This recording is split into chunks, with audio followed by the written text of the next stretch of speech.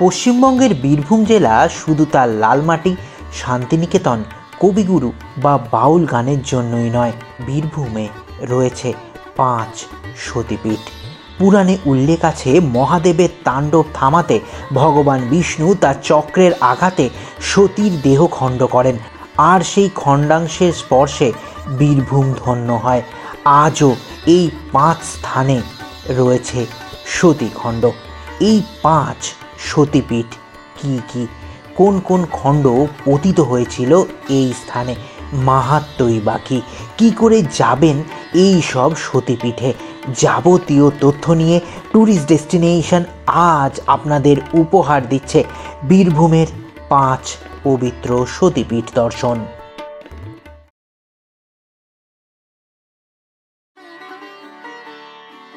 প্রথম যে সতীপীঠে আমরা যাব তা বোলপুর শান্তিনিকেতন স্টেশনের পরের স্টেশন, প্রান্তিক থেকে মাত্র 4.5 কিলোমিটার দূরে। এই সতীপীঠের নাম কঙ্কালীতলা সতীপীঠ বা কঙ্কালীপীঠ। 51 সতীপীঠের শেষ পীঠ এই কঙ্কালীতলা। সতীর কাঁকাল অর্থাৎ কোমর পড়ে কুণ্ডের জলে। জনশ্রুতি, দেবীর কাঁকালরূপী শিলাখণ্ড মন্দির লাগোয়া কুণ্ডে আজও রয়েছে। খুবই জাগ্রতা এই দেবী। আর এইখানে কোনো বিগ্রহ আপনারা দেখতে পাবেন না, ফটো ফ্রেমের মাঝখানে দেবীর এক ছবি রয়েছে। এখানেই পুজো আর্চা করা হয়। আর নবতম আকর্ষণ এই মন্দিরের, তা হলো মন্দিরের পাশ দিয়ে বয়ে চলা কোপাই নদীতে সন্ধ্যাবেলায় আরতি।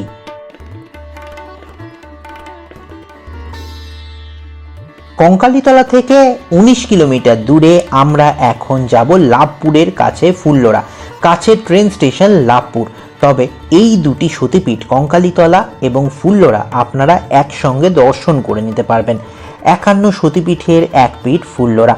সতীর ওষ্ঠ পড়েছিল এখানে। আর এখানে সিঁদুরে চর্চিত কচ্ছপাকৃতি শিলাখণ্ডই দেবীর প্রতিভূ। জয় দুর্গা স্বরূপে পুজো করা হয় দেবীর।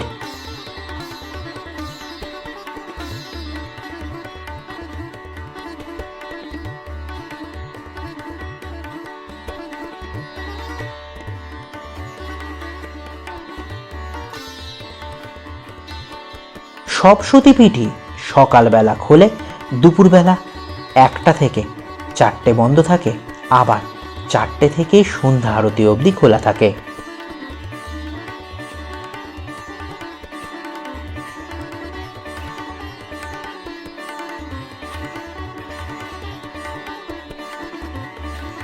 এরপরে যে সতীপীঠে আমরা যাব তা নলহাটি জাংশন থেকে মাত্র 2 কিলোমিটার দূরে নলাটেশ্বরী মন্দির দেখতে।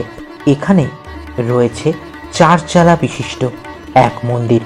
মন্দিরে বস্ত্রে আচ্ছাদিত সিঁদুর চর্চিত পাষাণ খণ্ডে রূপার চোখ, নাক, মুখ বসিয়ে দেবী রূপে পূজিতা হন। বিষ্ণুচক্রে খণ্ডিত সতীর কণ্ঠনলা পড়েছিল এখানে।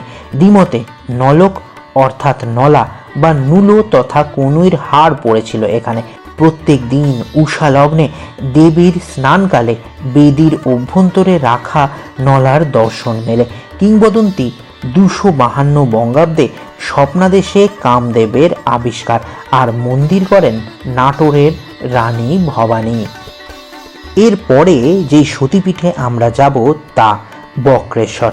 কাছে ট্রেন স্টেশন সিউড়ি। সিউড়ি থেকে 23 কিলোমিটার দূরে বক্রেশ্বর ধাম। 51 সতীপীঠের এক পীঠ এই বক্রেশ্বর। সতীর ভূমধ্যস্থ মনঃ পড়েছিল বক্রেশ্বরে। মন্দির চত্বরের পাশে ছোট্ট এক পাথুরে গর্তে অতি সংকীর্ণ ব্রহ্মপথে হাত দিলে পরশ মেলে দেবীর ভ্রূর। দ্বিমতে দেবীর দক্ষিণ বাহু পড়েছিল নাকি বক্রেশ্বরে। পূব আর উত্তর ধরে বক্রেশ্বর নদী, আর দক্ষিণে বয়ে চলেছে পাপহারা নদী বক্রেশ্বর। নানান কিংবদন্তিতে ঘেরা মহান তীর্থ বক্রেশ্বর ধাম। মাহাত্ম্য অপরিসীম। শৈব তীর্থ বলে খ্যাত হলেও উষ্ণ জলের প্রশোভনের জন্য অধিকতর প্রসিদ্ধ বক্রেশ্বরের।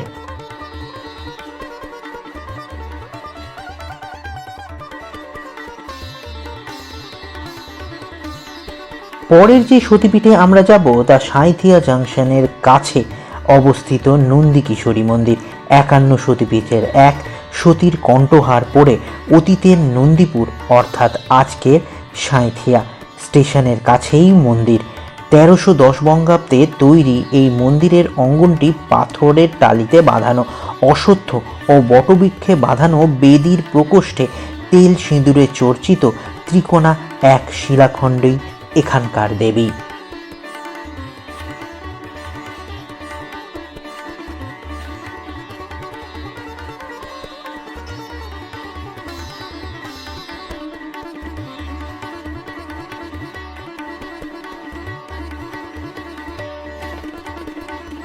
ট্যুরিস্ট ডেস্টিনেশনের সঙ্গে বীরভূমের 5 সতীপীঠ দর্শন কেমন লাগলো অবশ্যই জানাবেন।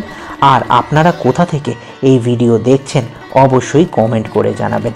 আর অবশ্যই সাবস্ক্রাইব করে রাখুন ট্যুরিস্ট ডেস্টিনেশন এরকম আরও অনেক ভিডিও দেখার জন্য।